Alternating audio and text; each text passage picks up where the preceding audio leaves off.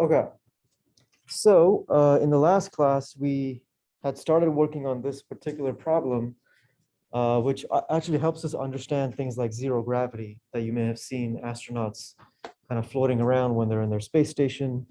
So this is a sort of illustrative problem about that. Let me just quickly recap what we did last time. So here we have this woman in an elevator. And when the elevator is at rest, the elevator is just sitting there.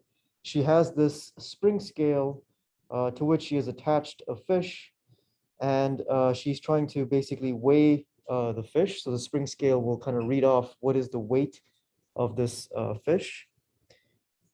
And the way it works, the way the spring scale works is illustrated as follows. So if I draw a free body diagram for the fish, so here's the fish. It has the force of gravity, the weight downward, mg, and then it has the force of tension, T, from this rope that is pulling up on the fish. So that is a free body diagram for the fish. And because the elevator is at rest, the fish is also at rest, nothing is moving, the acceleration is 0. And if the acceleration is 0, it means that the net force acting on the fish has to be 0, which means, which is because its acceleration is 0. And that means that this T minus mg must equal 0, and therefore the force of tension here is equal to mg, which they tell us for the fish is 40 newtons. So the way the spring scale works is it basically reads off what is the tension in this rope. So it has a device in there that basically measures what is the tension in this rope.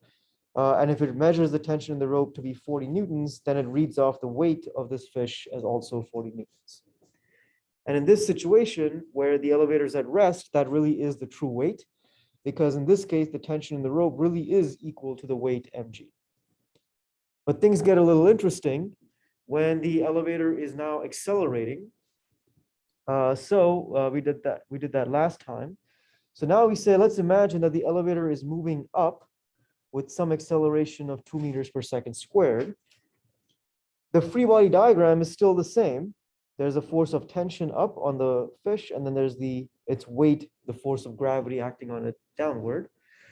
But now, because the whole elevator is accelerating upwards, now the net force on, that means the fish is also accelerating upwards along with the elevator, which means that the net force on the fish is no longer 0, which means that the acceleration of the fish is no longer 0. In fact, we know that its acceleration is 2 meters per second squared, which is the acceleration of the elevator. So what that means is that the net force here, which again will be T minus mg, is equal to m times this ay, which is no longer 0. And so therefore the tension is now equal to mg plus m times the acceleration of the fish, which is the same as the elevator. And so therefore I can factor out an m here, and then I get the tension is equal to m times g plus this acceleration of the fish or the elevator. So notice that in this case, when the elevator is accelerating upwards, the tension will be greater than the weight, right? It's not just the weight, but it's also plus the mass times the upward acceleration of the elevator, which means that the spring scale will read off the weight of the fish as greater than its true weight. So its apparent weight will be greater, and that's because you're in an accelerating frame. Remember, it's not an inertial frame of reference anymore. So remember, an inertial frame of reference is one that is not accelerating. So therefore, the apparent weight of the fish will read as being greater. And you may have kind of felt this as well. If you've ever been on one of those elevators that go up really fast, you feel heavy, right? So in that case, let me draw another free body diagram here. In that case, what happens is you're on this is the elevator floor, and here you are standing on the elevator like that. Then your free body diagram in this case will be your weight downward, and then you will have a normal force upward from the floor of the elevator, right? And so the logic is the same. Instead of tension pulling you up, you have the normal force of the floor pushing you up. And when the elevator is at rest, the normal force will be equal to the weight, and that's because the net force on you has to be 0. So that's when you're standing still, the elevator is not moving. You feel that the floor is pushing you up with a force that's just equal to your weight. And that's kind of what you're used to. But once the elevator is accelerating upwards, so now all of a sudden, if there's a upward acceleration of the entire elevator of 2 meters per second squared, then all of a sudden, this normal force now has to be bigger than your true weight in order for that net force to be non-zero. So when you're in that elevator, you feel heavier because you feel the ground, the normal force on you is literally greater because it has to make you accelerate. And that's sort of this same phenomena we're seeing here. Any questions on that?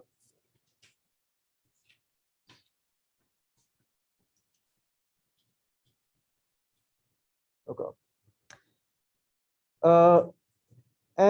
Here I was just filling in some details as to how do you figure out what is this apparent weight that the elevator will read off, or the spring scale will read off. Well, we are told in the problem, we're given the true weight of the fish, which is its weight in this situation here. And so from that, we're not given the mass, well, we're given this weight, but we can figure out what is the mass of the fish, because the mass is always what it is. That's just the amount of stuff. That doesn't change. The spring scale doesn't care about whether the elevator is moving up or down. And so this mass here, you can just get as its true weight divided by g, right, from your part A. And that turns out to be 4.08 kilograms. And so now I can stick that in here, and I get 4.08 kilograms times 9.8 plus this 2 meters per second squared. This 4.8 times 9.8, 4.08 times 9.8, this is the true weight, the 40 newtons. But then you get this extra piece, and I forget, does anyone have a number for this? What is, I'm just having OCD about it.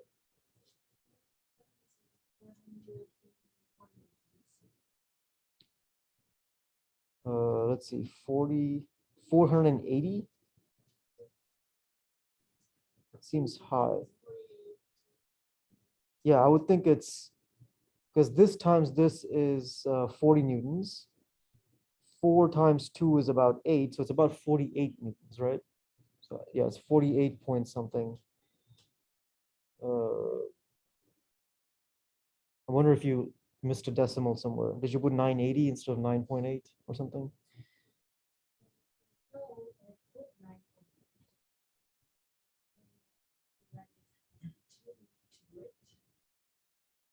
No, you have to add. Oh, wait. Oh, I see what I did wrong. I put a decimal point Yeah, in front of it. yeah, It's in the wrong place. yeah, that's right. My bad. Yeah, so it's 48. Sorry, yeah, sorry, I messed this up. It's 48 roughly newtons.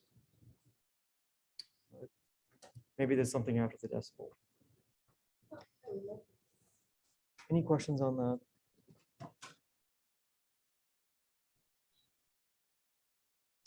Something else for you to think about next time you take an elevator, when you go into your chemistry class or something, think about that.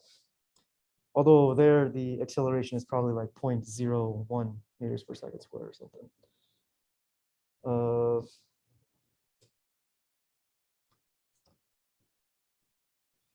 We can then ask a question in part C, which is what happens if,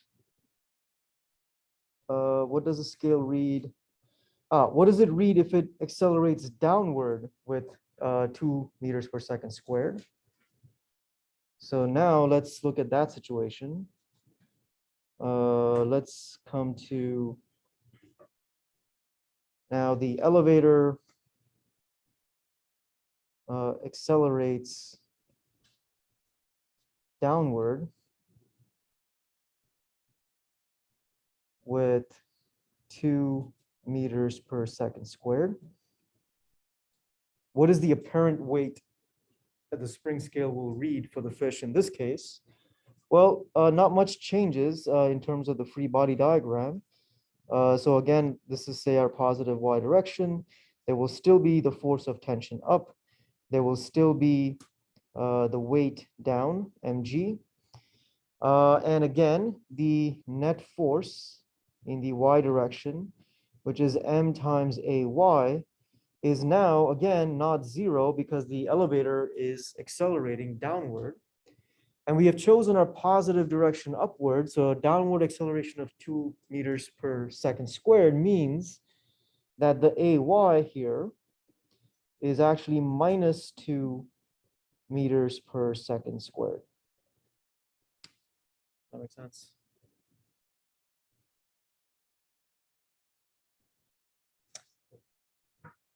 And so basically everything stays the same, right? You will still have again T minus mg is equal to m times ay. And therefore T is again equal to mg plus may. And therefore T is again m times g plus ay.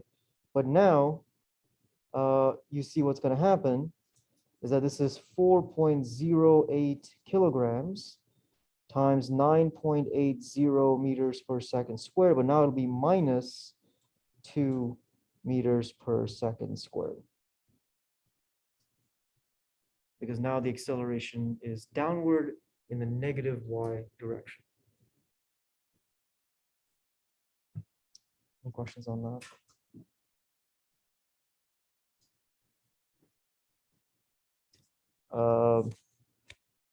Again, I don't have numbers for this. Maybe someone can. I guess I should have made this a top hat question. What's a number for this? Let's see, someone in the chat says 31.8. I'm going to go ahead and write that down unless someone challenges it. 31.8 newtons. Yep, I got a confirmation, also 31.8. So you can now see that the apparent weight, again, here is less than the true weight, which is 40 newtons. And again, if you've ever gone in an elevator that moves really fast downward, you may remember that the normal force on the ground doesn't feel, you feel like a little off balance, that the ground is not pushing up on you as much. And that's exactly this phenomenon in this particular situation. So the lesson here is that if the elevator is accelerating downward with 2 meters per second squared, your apparent weight goes down, right? Your apparent weight becomes less. What if it was accelerating downward with 3 meters per second squared? Your apparent weight will go down even more. Here's an interesting question. What if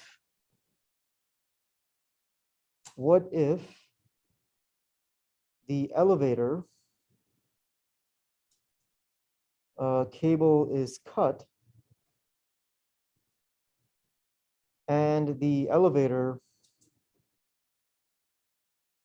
is in free fall?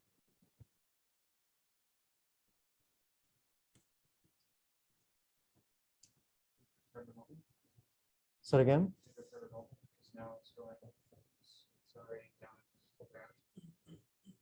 But what would your apparent weight be? Decrease until that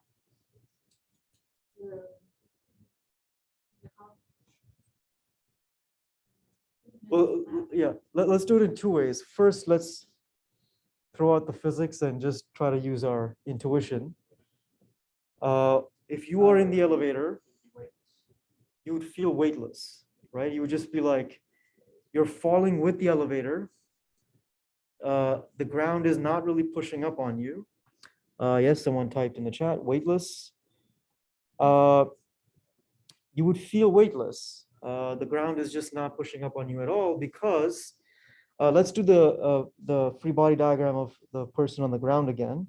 So here you are on the ground like that, and then your free body diagram again is your mg, and then your normal force here is upward is N. But now what has to happen is that your N minus mg, again, this is our positive y direction, your N minus mg has to equal your mass times your acceleration, ay. But in this case, your ay is minus g because you're in free fall.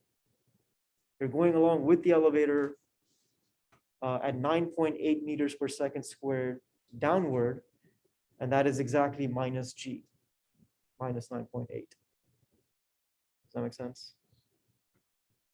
And so therefore you see that this minus mg here cancels with this minus mg, and you end up with n equaling to 0.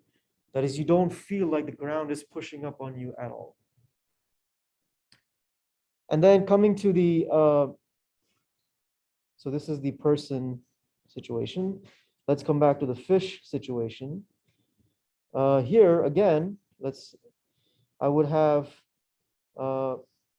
tension up, mg down, and then you would have T minus mg is equal to MAY, but now your AY here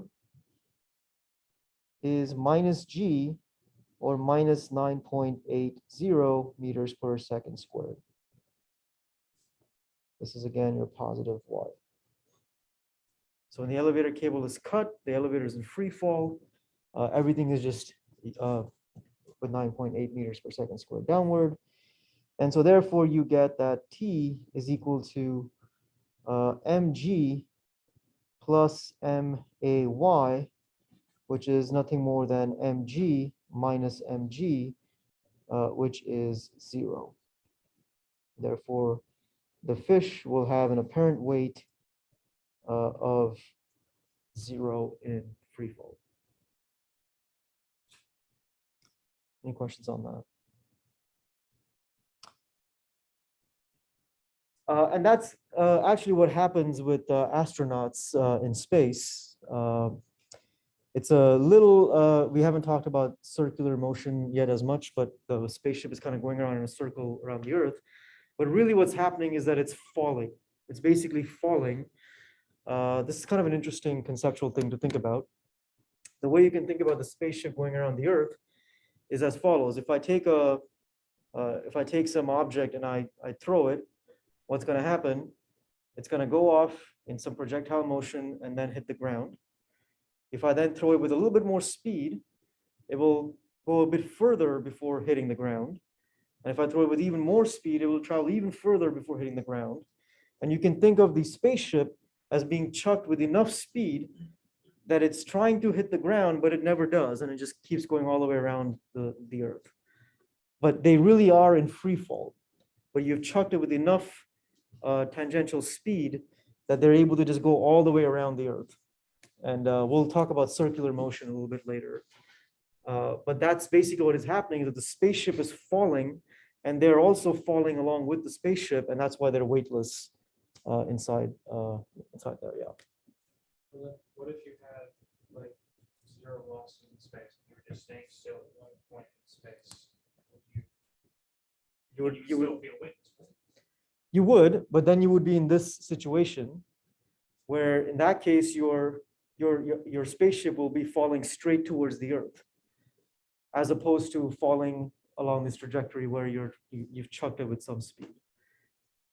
Right, so then you're exactly in this situation, like the elevator cable being cut, your spaceship is at rest, and then you let it go, it's going to fall straight to the Earth. And inside that spaceship, you're going to feel completely weightless. What about just like really far away? Yeah, there is also another effect, which is that just because they're further away from the Earth, the force of gravity is less because it goes like 1/r squared. But there is still a force. But the main reason they feel weightless is just because they're falling. The spaceship is in free fall. They're in free fall. And this actually leads to all sorts of interesting questions, which is what led Einstein to come up with his crazy theories of gravity, namely general relativity, is that if you were to imagine yourself in this elevator, which is cut in free fall, right? So if you have an elevator in free fall, so this is an elevator, and it's in free fall with an acceleration g going downward, and you're somewhere in here. If you have no windows anywhere here, right, and this is just like a sealed room, you're going to be weightless, so you can kind of float around in here, right? You have no way of knowing whether you are somewhere far away in outer space where there is no gravitational field at all, and the elevator is just kind of sitting there in empty space with no gravity, because then also you would feel weightless. Or if you are hurtling towards the earth, and in a few minutes, you're going to go splat. You're not going to be able to do any kind of a physics experiment in here to determine whether you are in outer space with no gravity or whether you are in a gravitational field in free fall. Okay. And so in some sense, this is the observation that Einstein sort of made, is that he somehow made this connection that somehow you can cancel gravity just by being in an accelerating frame. So you could just kind of feel like you're weightless as if you're in outer space with no gravity if you are just in an accelerating frame. And this led him to some very deep insights onto the nature of gravity, which you cannot do with any other force. And that led him to general relativity. Yes, question? So space not gravity, that just means is there always gravity? Well, if you're far away in outer space, then let's say you're far away from any planets, any stars, whatever, then the gravitational force you feel is gonna be really, really tiny. And you can imagine that if you're just really far away from anything, then it's basically zero. Because of the 1/r squared fall off. Anyway, so I'm going to show you guys a video of some cats that are in zero gravity. So basically there's, I think it's a video from the 60s and 70s. Basically they have an airplane that is like, the airplane kind of has this trajectory where it kind of goes up and then it comes down, and then basically during the downward part, they tune it so that the airplane is basically going with 9.8 meters per second squared downward. So during that part of the journey, all the people on the plane feel weightless. And what they illustrate here is that cats, what happens, right? If you drop a cat, they always turn around and land on their feet. But what they show you is that in that plane that's in free fall, when you let them go, their entire biological reflex shuts off, and they don't know which way to turn because they really don't know. They really feel like there is no gravity. They really feel like they're in outer space, even though they're hurtling towards the earth. You would think that if there's something weird that you would just know to put your feet towards the earth, but you really, really don't know. So it's, you can think about the physics, but the cats is a way of really making it clear that it really is equivalent. Being in a freely falling elevator is truly equivalent to just being in outer space with zero gravity. So let me just show you guys how that works. What am I doing here? Cats. Weightless.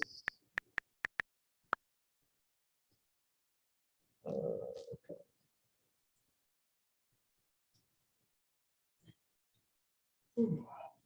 All right, so I'm gonna play this video here.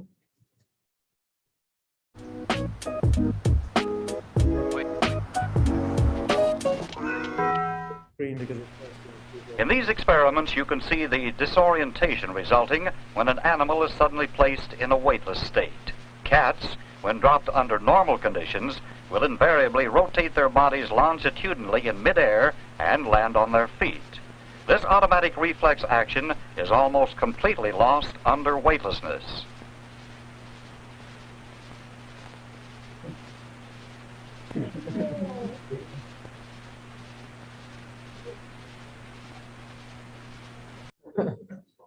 was the 60s. They weren't that into cats back then. All right. Any questions on that? Let me do another problem here. Let's see.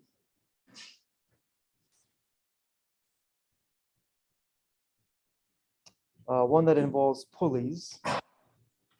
Let's see, somebody's mic is on, just so you know.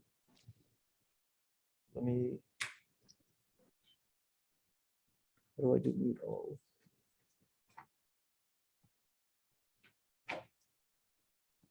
Mute all.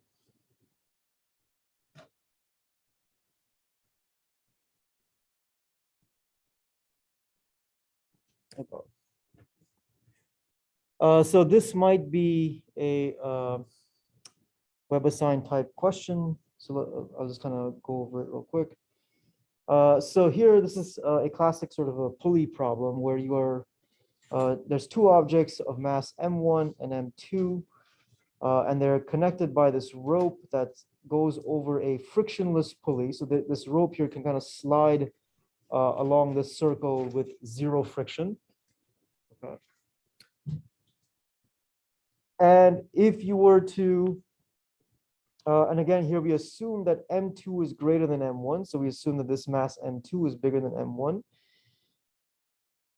And we also assume that this cord that connects them is basically inextensible. In other words, it cannot stretch or shrink.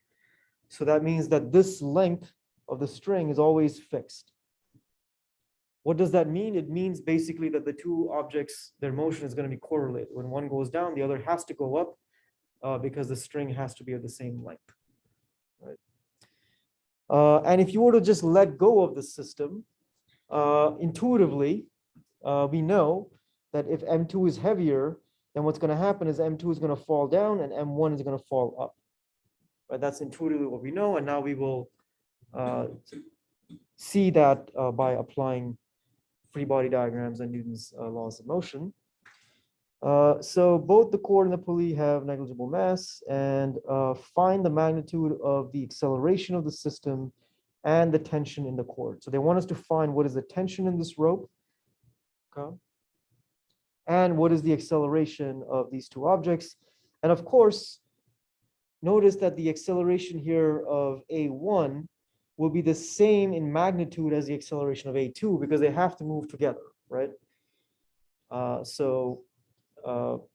They're going in opposite directions, but they will have the same magnitude. So let's see how we can go about doing this. So let me go ahead and draw here a free body diagram for each of these objects. So we have two unknowns. We need to find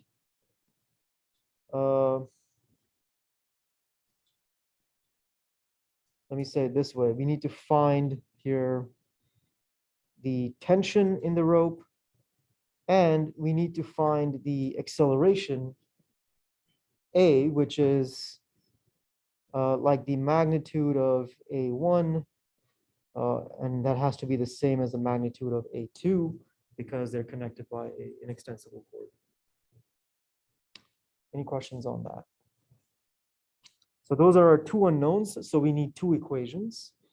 So here we have two unknowns.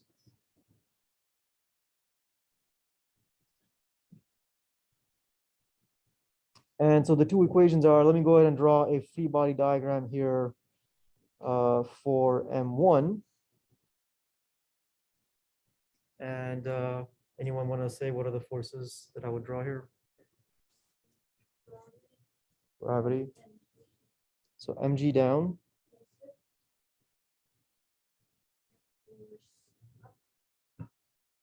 Well, net force is the sum of all the forces that you draw in the picture. Tension up. So there will be a tension up like that. And let's call this the positive y direction. And then the same thing for M2. So this is M2. It will have its weight down, M2G. And it will also have the same tension up because again, the rope has a uniform tension throughout it. Those are the two free body diagrams. And again, we will choose this. Let me see which way I choose positive down below here. Yes, I choose the same positive y direction for both. All right, so now let me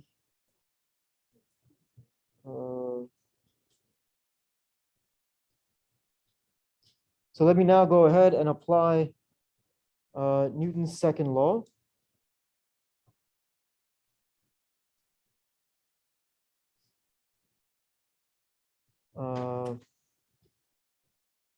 Let's see here, for M1, I will get that the net force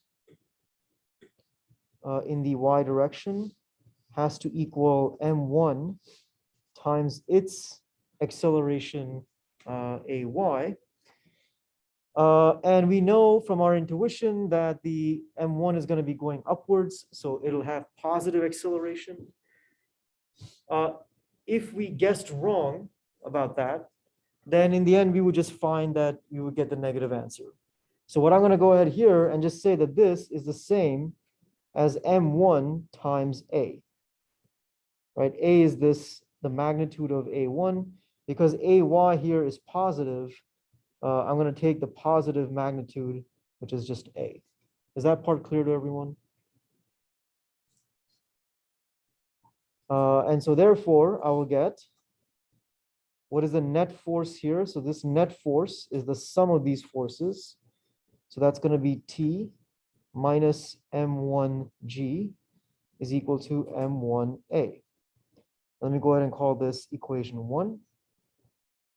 And now I can do the same thing and apply Newton's second law for object 2.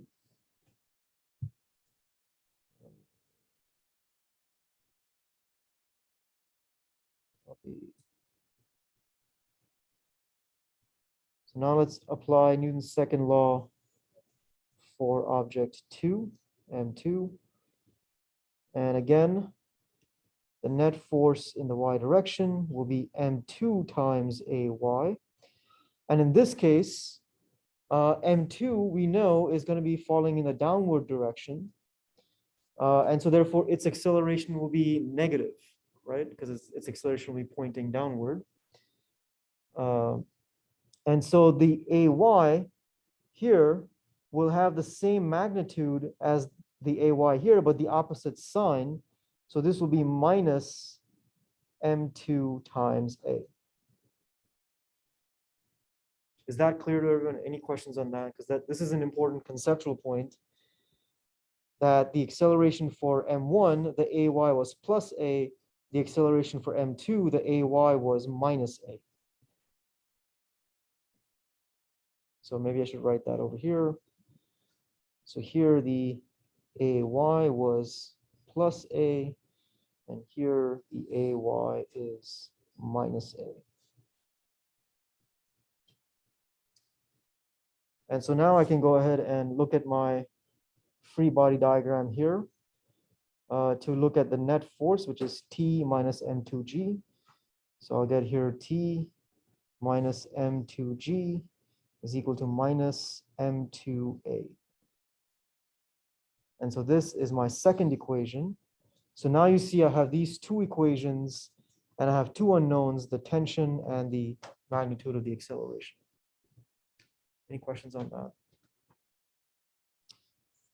that? So now we just solve 1 and 2 for the variables t and then the acceleration a.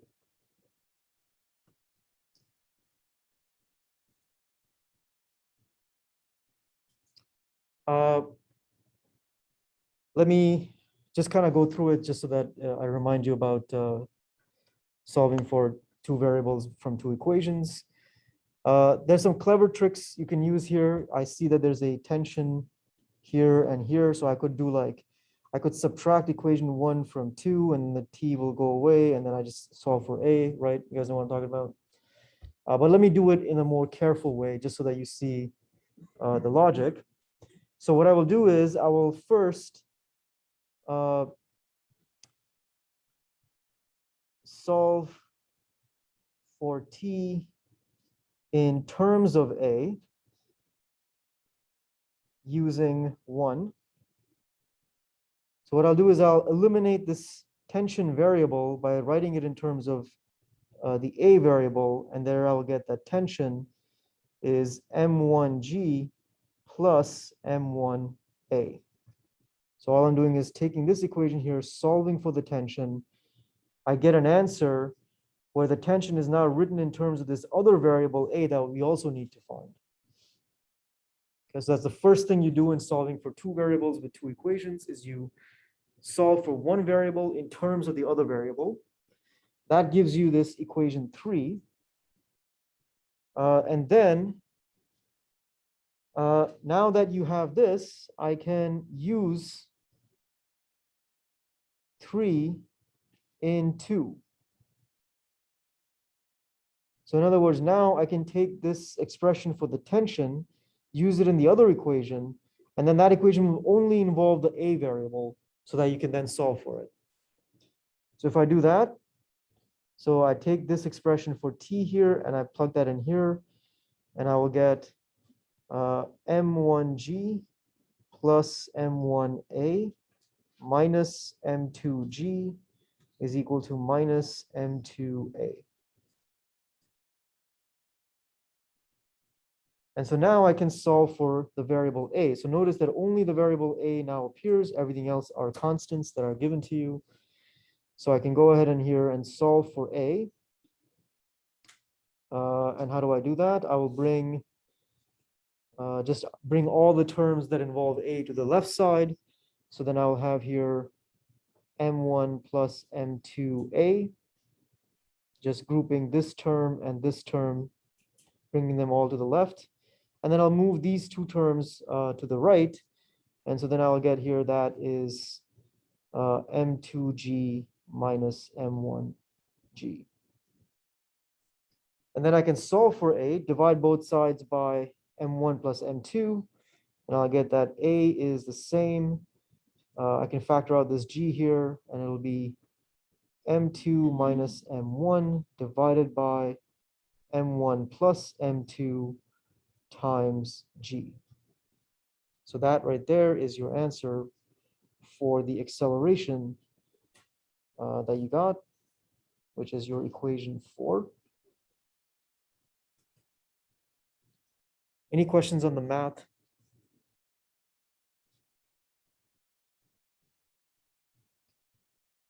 So we got one variable, but now what I can do is that, remember, in this step here, we had solved for tension in terms of the acceleration variable, but now we have an answer for that. So now I can go back and use this answer in here, and I'll solve for my tension variable. So therefore, I will now go ahead here and say use 4 in 3, and then you end up with tension is equal to m1g plus m1 times a, which is m2 minus m1 over m1 plus m2, the whole thing times g. And that is your other answer. And if they give you values for m1 and m2, and g is 9.8, then you can get your answer. Any questions on that?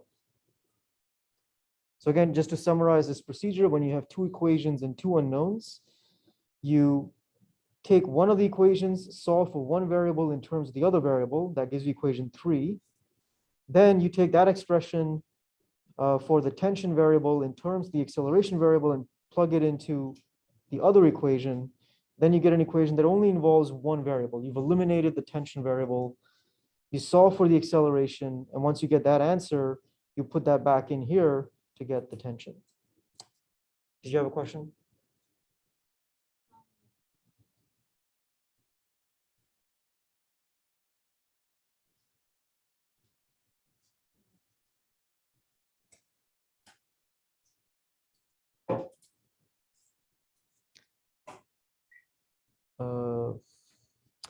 All right, I think maybe this is actually a good stopping point. This brings us to the end of chapter 4. And in the next class, we will begin chapter 5.